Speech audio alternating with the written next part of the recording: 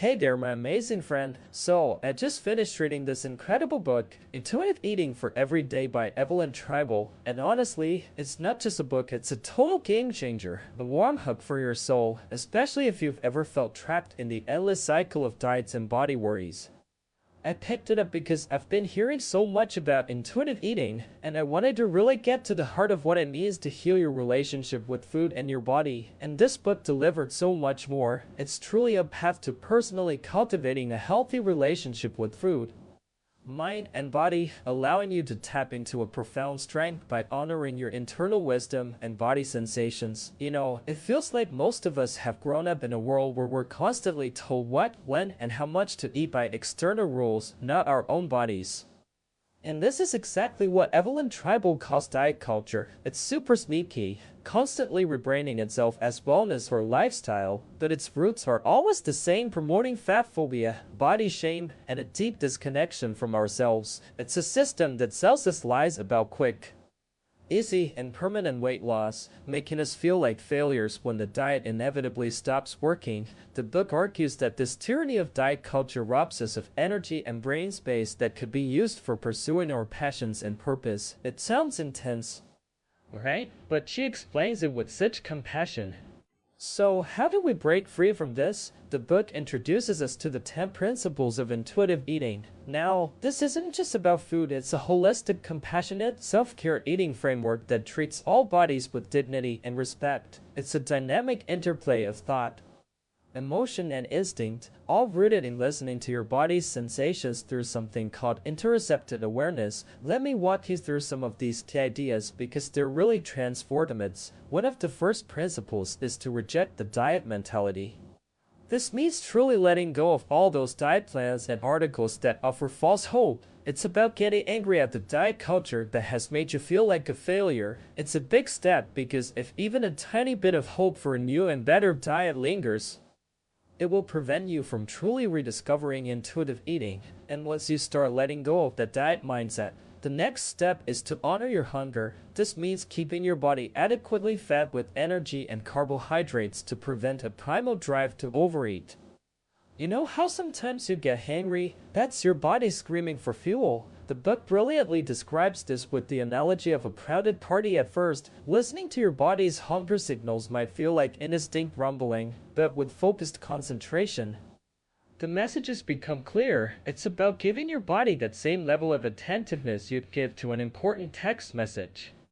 This naturally leads to making peace with food. This principle is about giving yourself unconditional permission to eat anything you want. Tribal explains that if you tell yourself certain foods are bad or forbidden, it creates intense feelings of deprivation, leading to uncontrollable cravings and often binging. It's that Last Supper overeating experience, followed by guilt. But when you give yourself permission, the intensity around those forbidden foods starts to fade. You might be wondering, but wouldn't I just eat all the bad foods all the time?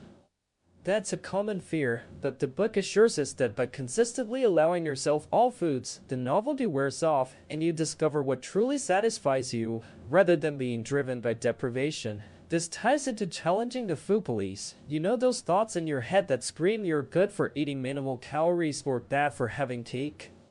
Those are the food police, constantly monitoring unreasonable rules set by diet culture. Chasing them away is critical for returning to intuitive eating. One of my favorite principles is discover the satisfaction factor. The book talks about how cultures like the Japanese integrate pleasure into healthy living.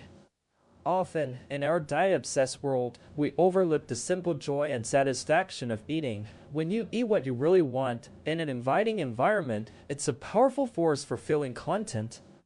This means paying attention to the sensory qualities of food: sight, sound, smell, touch, and taste. Have you ever noticed how different your meal feels when you actually pay attention to it, instead of just multitasking? The book encourages eating one meal a day without distraction, just to truly experience the food. Next up is feel your fullness. This isn't about stopping when you're not hungry anymore. That's just the absence of hunger. It's about listening for the body signals that tell you when you're comfortably full. It takes practice, like sipping hot tea, to notice the sensation of fullness in your stomach. even if it's temporary. It's about being truly attuned to your body's signals, not overriding them. And speaking of listening to your body, cope with your emotions with kindness is vital.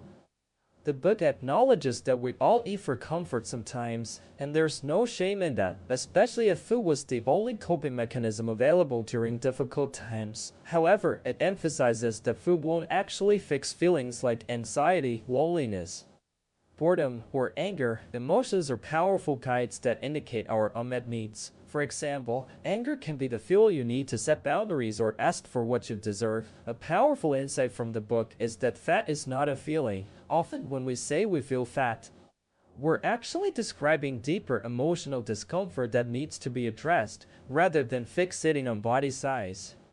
This is about finding kind ways to comfort, nurture, and distract yourself, or to resolve the underlying issues. Another cornerstone is respect your body. This isn't about loving your body if you're not ready for that. It's about accepting your genetic blueprint and treating your body with dignity. Regardless of its size or shape, the book emphasizes that your inherent worth comes from within, not from your appearance. It's like viewing your body as your one and only home for the rest of your life. You don't have to like every part of your home, but it's important to respect it and treat it with dignity. This is also where the concept of loving boundaries comes in. It's about protecting your energy and mental health, saying no without explanation when needed. It even gives you direct language to use when people make inappropriate comments about bodies or diets. Emphasizing that the body is not a punchline. Then there's movement. Feel the difference. Forget militant exercise. The book encourages you to shift your focus to how it feels to move your body, rather than just calorie burning. It's about rediscovering the joy in movement. Exploring activities that you genuinely enjoy, whether it's dancing, hiking, or even just a brisk walk. It's about respecting your body's need for rest too, not pushing it to burn out. And finally, the last principle is honor your health with gentle nutrition. This principle comes last for a reason. Your relationship with food, mind, and body needs to feel mostly healed before diving deep into nutrition. The book stresses that you don't have to eat perfectly to be healthy. Progress, not perfection, is what counts.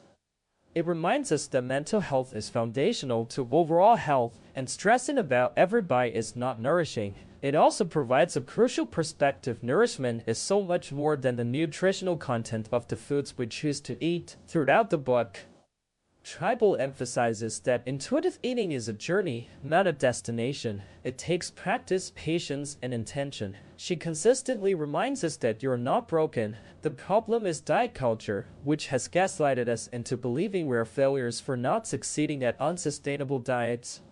One of the most profound takeaways for me was the idea of cultivating self-trust. Dieting erodes this trust by constantly telling you that your body cannot be trusted. But every time you connect with your body and honor its needs, you're rebuilding sacred self-trust.